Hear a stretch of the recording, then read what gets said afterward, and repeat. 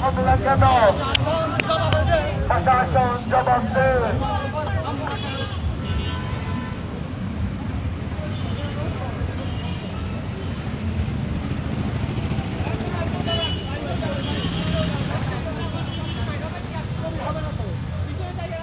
আমরা একসাথে যাই।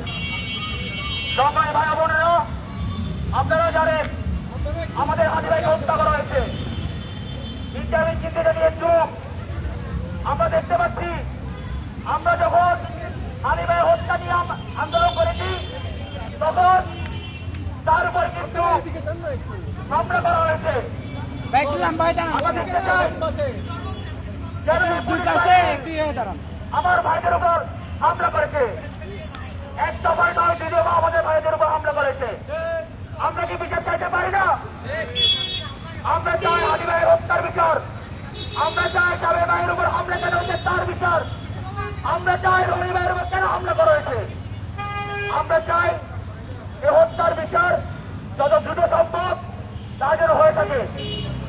এবং আরো হুঁশিয়ারি দিতে চাই যারা সামনের নির্বাচনকে বানচাল করতে যাচ্ছে, আপনারা সাবধান হয়ে যান। 12 তারিখে নির্বাচন হবে এবং যত দ্রুত সম্ভব আলী ভাইয়ের হত্যার বিচার হয়ে থাকবে।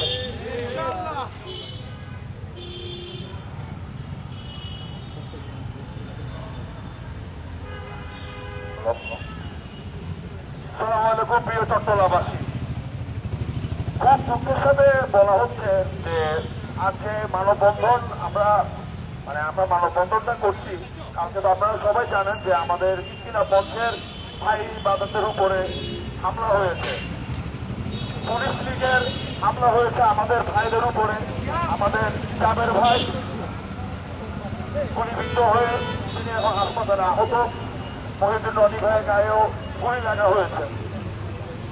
আমি ইন্টারনেটে একটা কথা জিজ্ঞেস করতে চাই যে আসলে আপনাকে আমরা এত আশা সহকারে আমরা আপনাকে ক্ষমতাতে বসিয়েছি, কিন্তু আমরা 5ই আগস্টের পরে নতুনত্ব চাওয়ার জন্য জুলাই গণঅভ্যুত্থান আমরা করেছি, কিন্তু আমরা এখনো পর্যন্ত সবকিছুর আমরা দেখছি নতুনত্ব আসছে, অনেক কিছু পাচ্ছি, কিন্তু আইনের কোন রকমের কোন ইমপ্রুভমেন্ট বা কোন আইনের কোন পরিবর্তন আমরা দেখছি না। তারা এখনো ঘুরে ফিরে এখনো তারা নির্দেশে আওয়ামী লীগের নির্দেশে এখনো আমার জুলাই যত সহযোদ্ধা আছে সবাইকে মারছে।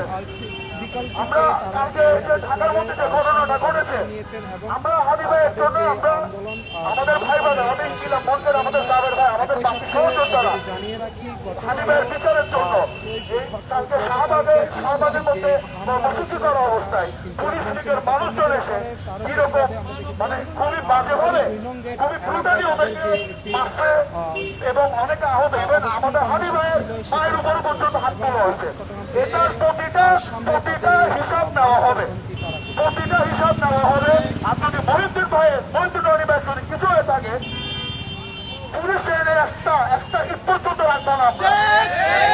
এর প্রতিটা এটার বিচার ইন্টারিমকে নির্বাচনের আগেই দিয়ে যেতে হবে, তবে বিচার আমাদেরকে নিশ্চিত করতে হবে।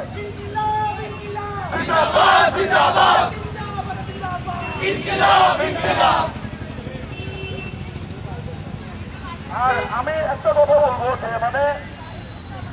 পুলিশ আমাদের পুলিশ যারা ভাইরা আছে আমি তাদেরকে একটা কথা বলবো যে আপনারা এই যে চাঁদাবাজ যেগুলো আছে এগুলো আগে একটু ধরেন, ঠিক আছে? কে আওয়ামী লীগের পোস্ট শেয়ার করতেছে, কে এগুলোর জন্য হুমকি দামকি না দিয়ে ফোন টোন না করে যারা তার চাঁদাবাজি করতেছে, যারা আমাদের জুলাই সহযোদ্ধাদেরকে কি বলবো মারতেছে, যেখানে মারতেছে একটা অজুহাত দিয়ে মারতেছে, এদের বিচার করেন।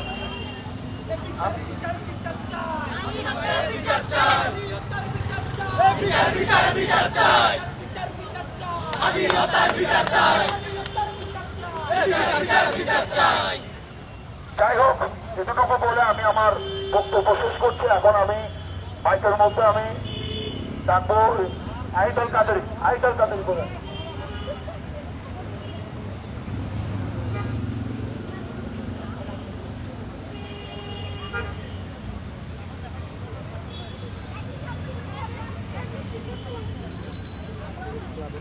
সম্মানিত সহযোগিতাবৃন্দ, সাংবাদিক বন্ধুগণ এবং উপস্থিত সকলকে জানাই সালাম ও শুভেচ্ছা।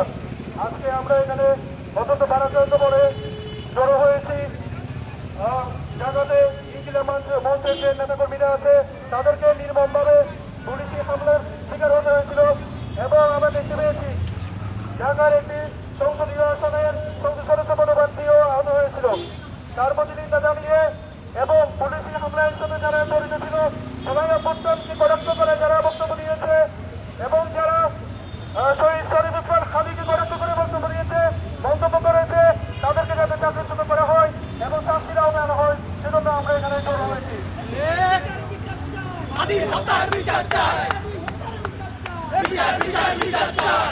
সহযোগিতাবৃন্দ, সাংবাদিক বন্ধুগণ, এই মুহূর্তে আমাদের সামনে বক্তব্য রাখবেন এনপিপির আন্তর্জাতিক সংগঠক প্রত্যয় বড়ুয়া। সাংবাদিক ভাই বোনেরা এবং মিডিয়া কর্মী এবং আশেপাশে যত পুলিশ বাহিনী আছে সবাইকে জানাই সাংবাদিক শুভেচ্ছা। আমরা চাই সবকিছু সুষ্ঠুভাবে চলুক। আমরা চাই যে হানি হত্যা হয়েছে তার বিচার। আমরা চাই জাবের ভাইয়ের উপর যে হামলা হয়েছে তার বিচার। তার পাশাপাশি আমরা আরো চাই রনি ভাইয়ের উপর যে হামলা হয়েছে তার বিচার। আমরা 5 আগস্টের সব থেকে দিয়ে আসতেছি, রাস্তায় ছোটখাটো মিছিল দিয়ে আসতেছি, তাও কিন্তু আমরা তার ফলাফল উপদেষ্টা বলেন, স্বরাষ্ট্রমন্ত্রী বলেন বা তথাকথিত ইউনিসেফ সরকার থেকে আমরা পাচ্ছি না। আমরা চাই এই হত্যার যত দ্রুত সম্ভব বিচার হোক। এর পাশাপাশি যারা আওয়ামী লীগ প্রেসিডেন্ট আছেন, যারা 12 তারিখের আন্দোলনকে 12 তারিখ ভোটকে বানচাল করতে যাচ্ছেন, তাদেরকে সতর্ক করে দিতে চাই। হাদি হত্যার বিচার অতি দ্রুত হয়ে থাকবে। এর পাশাপাশি যারা জুলাই যোদ্ধা আছে তাদেরকে যেন নিরাপদ আশ্রয় দেওয়া হয়। আমরা দেখে যাচ্ছি টেবিল হান্টের নামে জুলাই যোদ্ধাদেরকে রাত্রিরাতে ঘর থেকে তুলে নিয়ে যাওয়া হচ্ছে। টেবিল হান্ট তৈরি হয়েছিল তথাকথিত আওয়ামী লীগ নামক ছোট ছোট মাছকে তুলে নিয়ে যাওয়ার জন্য। আমরা এখন দেখতে পাচ্ছি টেবিল হান্ট হয়ে গেছে এখন জুলাইয়ের সন্নিধ্যে নিয়ে যাওয়ার জন্য। আমরা কি এটার জন্য আন্দোলন করেছি? অবশ্যই না। আমরা চাই এই সকল কিছুর বিচার। বিচার শব্দের অনেক ছোট হতে পারে, কিন্তু এর অনেক বড় মুহূর্ত রয়েছে। হাদি ভাই হয়তো আমাদের জন্য অনেক কিছু করেছে। হাদি ভাইয়ের একটা লাইন আমার এখন মনে পড়লো, আমি যদি মারা যাই আমার বিচারটুকু তোমরা করো। এই বিচারটুকু করার জন্য আমরা আজ রাজপথে নামার পরে কি হলো, আমরা ঢাকায় দেখতে পেলাম আমাদের উপর হামলা হলো। আমাদেরকে 1 দফায় নয় 2 দফায় হামলা করা হলো। আমরা চাই এর বিচার। বিচার বিচার বিচার চাই। হাদি হত্যার বিচার চাই।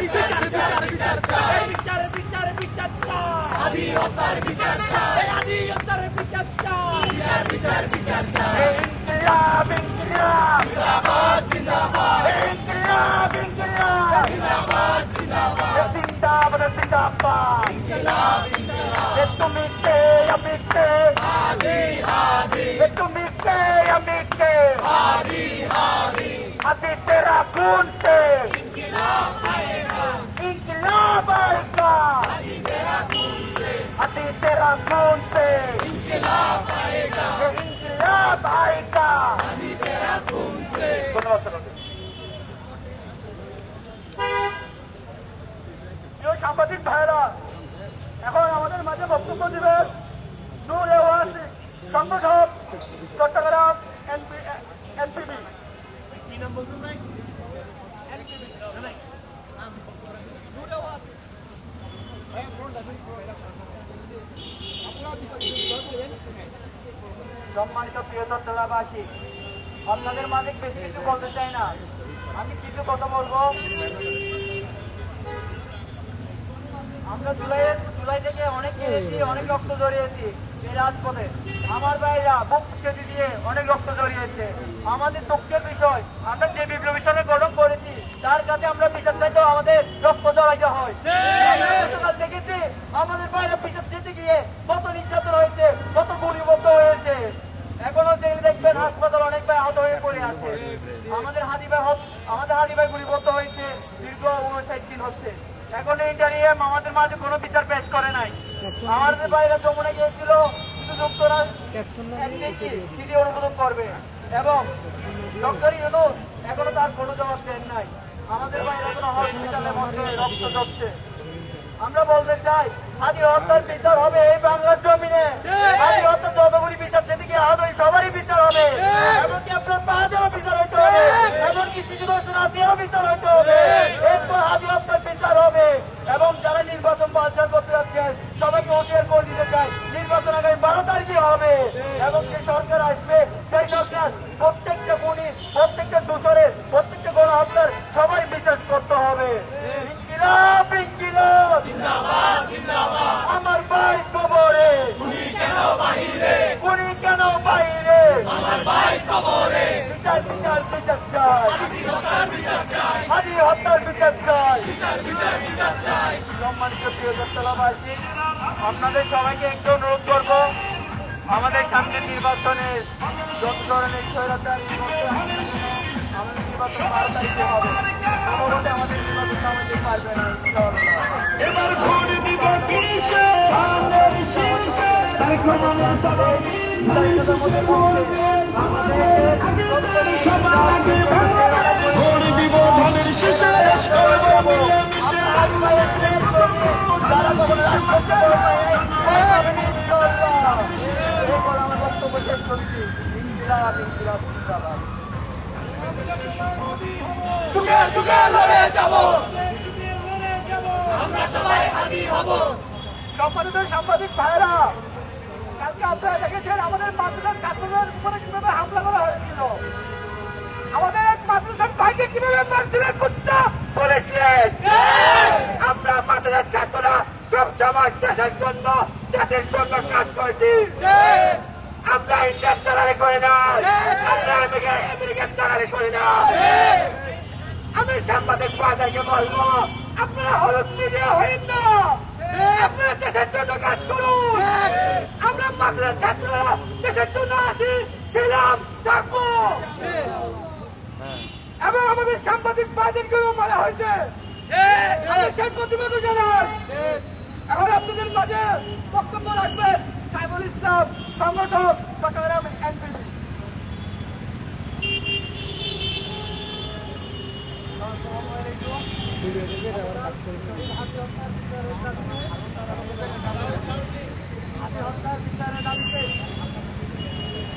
আন্দোলনরত সদস্যদের উপর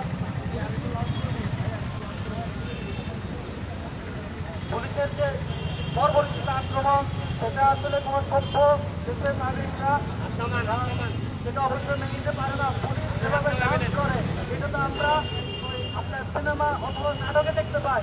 পুলিশ কেউ ডান্স করতে পারে? পুলিশকে কি ডান্স করার জন্য জনগণের করে ট্যাক্সের টাকায় কি পুলিশকে লালন পালন করে রাষ্ট্র? আমরা কি এরকম রাষ্ট্র চাই? গত 17-18 বছর ধরে পুলিশ নির্যাতন করছে। পুলিশের যারা নিয়োগপ্রাপ্ত হয়েছে সবাই রাজনৈতিক বিবেচনায় বাংলাদেশকে তারা ধারণ করে না, তারা ধারণ করে দলকে। আমার দল ক্ষমতায় আসবে এবং আমি পুলিশে যোগদান করবো। আমি পুলিশকে সার্ভ করি না, আমি বাংলাদেশকে সার্ভ করি না, আমি সার্ভ করি একটা পলিটিক্যাল পার্টিকে। I am the icon of political party. I am not a police, I am political party. এটাই হচ্ছে বাংলাদেশ পুলিশের একটা নেচার। পৃথিবীর যত সভ্য দেশ আছে সেই সব দেশ গণতান্ত্রিক দেশ। সেই সব দেশে পুলিশ কিভাবে যারা আন্দোলন করে, যারা গণতান্ত্রিক উপায়ে আন্দোলন করে, যারা মানব বন্ধন করে, তাদেরকে কিভাবে ডিল করে সেটাকে বাংলাদেশের পুলিশ জানে না। আজকের এই যুগে, আজকের এই সভ্যতার যুগে অ্যান্ড্রয়েড মোবাইল আছে, ইন্টারনেট আছে, সবাই জানে যে বাংলাদেশের পুলিশ কতটা নৃশংস, বাংলাদেশের পুলিশ কিভাবে সে দেশের নিরস্ত্র মানুষের উপর গুলিবর্ষণ করে। পুলিশের অত্যাচারে এদেশের মানুষ আত্রাস করে নেমেছিল, জুলাই অভ্যুত্থান হয়েছিল। পুলিশ কি সেটা দেখে না? পুলিশকে মানুষ না নাকি অমানুষ? পুলিশের কি কোনো ট্যাগ নেই? পুলিশের একমাত্র ট্যাগ হচ্ছে পুলিশ বাংলাদেশ রাষ্ট্রের অভ্যন্তরীণ নিরাপত্তাকে তারা অবশ্যই সেই নিরাপত্তা নিশ্চিত করবে। পুলিশ সেই কাজ না করে পুলিশ করে পলিটিক্যাল পার্টি, তারা পলিটিক্যাল পার্টিকে সার্ভ করে। এই জন্য কি দেশের মানুষের ঘরের টাকা পুলিশকে লালন পালন করে? এরকম পুলিশ আমাদের দরকার নাই।